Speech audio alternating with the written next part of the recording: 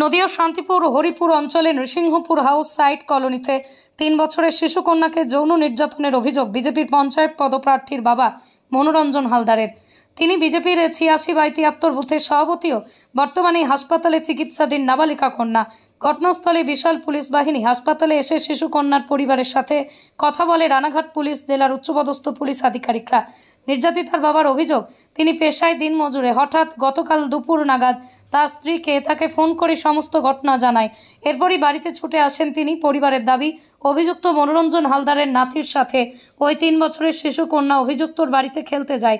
এরপরই ঘটে এই ঘটনা। হঠাৎই এই শিশু কন্যা কাঁদতে কাঁদতে বাড়িতে এসে তার মাকে জানায় যৌনাঙ্গে যন্ত্রণার কথা। তখনই জিজ্ঞাসাবাদ করতেই সমস্ত ঘটনার উদ্ঘাটন হয়। যদিও ঘণ্টাখানেকের মধ্যেই অভিযুক্তকে গ্রেপ্তার করে শান্তিপুর থানার পুলিশ। পাশাপাশি শিশু কন্যাকে মেডিকেলের জন্য পাঠানো হয় শান্তিপুর হাসপাতালে। পুলিশ সূত্রে জানা যায়, আগামীকাল পক্সো মামলা রুজু করে অভিযুক্তকে আদালতে তোলা হবে। সোমবার সকাল থেকে এলাকার পরিস্থিতি সামাল দিতে বসানো হয়েছে পুলিশ পিকেট।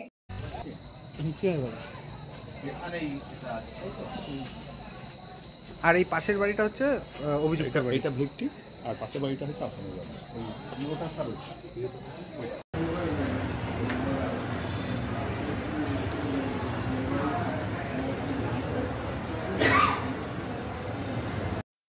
যে ধর্ষণ করেছে 3 বছরের নাবালিকা শিশু কন্যাকে আমাদের ঘরের বোর্ডটিকে। তার বিরুদ্ধে বিজেপির প্রার্থী ছিলেন, আমাদের তৃণমূল কংগ্রেস প্রার্থীর বিরুদ্ধে তার পিতা মনোরঞ্জন হালদার 3 বছরের শিশু কন্যাকে ধর্ষণ করেছে।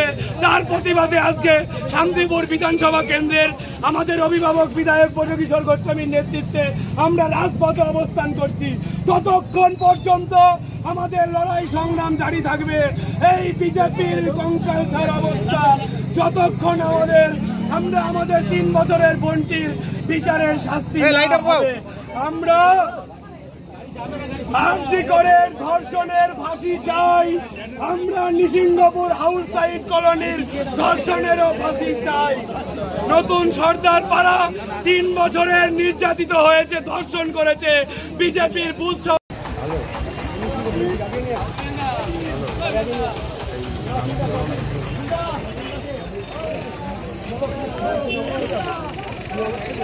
মূলত কি অভিযোগ তুলছেন আপনারা?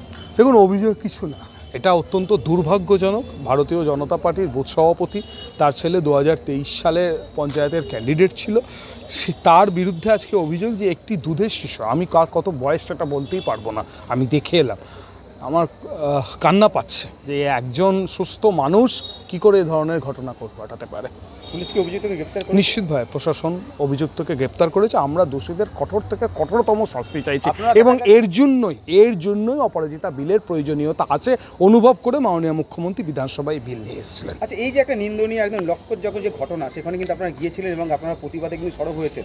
ইতিমধ্যে কিন্তু রানাঘাট পুলিশ জেলা উচ্চ পদস্থ আধিকারিক তারা কিন্তু এসেছেন এবং এই পরিস্থিতি দাঁড়িয়ে অভিযুক্ত যখন গ্রেপ্তার হয়েছে, পুলিশ কি কোথাও মনে করছে যে কঠোর থেকে কঠোর শাস্তির ব্যবস্থা? নিশ্চয়ই কঠোর থেকে কঠোরতম শাস্তির আমরা দাবি করছি। এখানে আলাদাভাবে বলার কিছু নেই, ভাববারও কিছু নেই, আমরা দাবি করছি।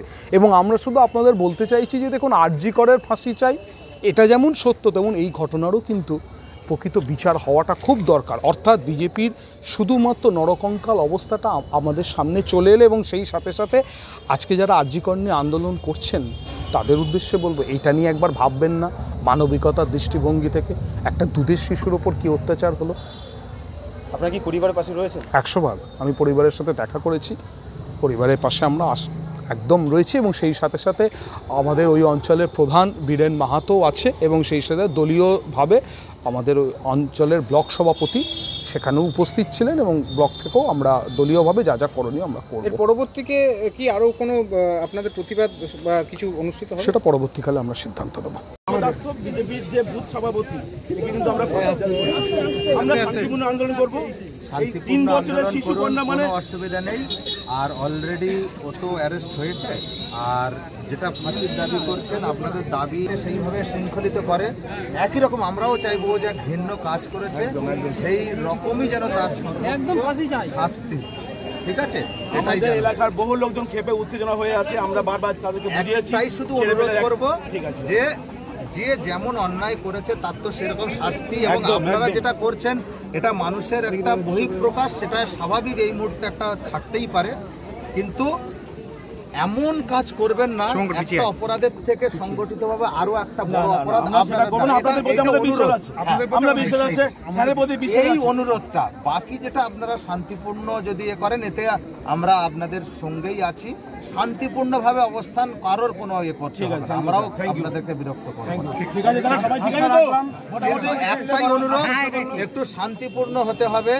জানি একটা অত্যন্ত জঘন্য কাজ হয়েছে, তার জন্য মানুষের স্বাভাবিক যে প্রতিক্রিয়া এটা আমরা বুঝি, আমরা এর সম্মানও করি, কিন্তু বলবো একটাই অনুরোধ, এখানে যারা আছেন আপনারা যথেষ্ট শুভবুদ্ধি সম্পন্ন মানুষ আছেন, আপনারা বিচক্ষণ ব্যক্তি আছেন, শিক্ষিত মানুষ আছেন, যে একটা অন্যায় সেইটার প্রতিবাদ করতে গিয়ে আর একটা অন্যায় না হয়, এটা আপনাদের হাতেই। আমরা করবো না, আমরা শান্তিপূর্ণ আপনাদের প্রতি বিশ্বাস আমাদের আছে।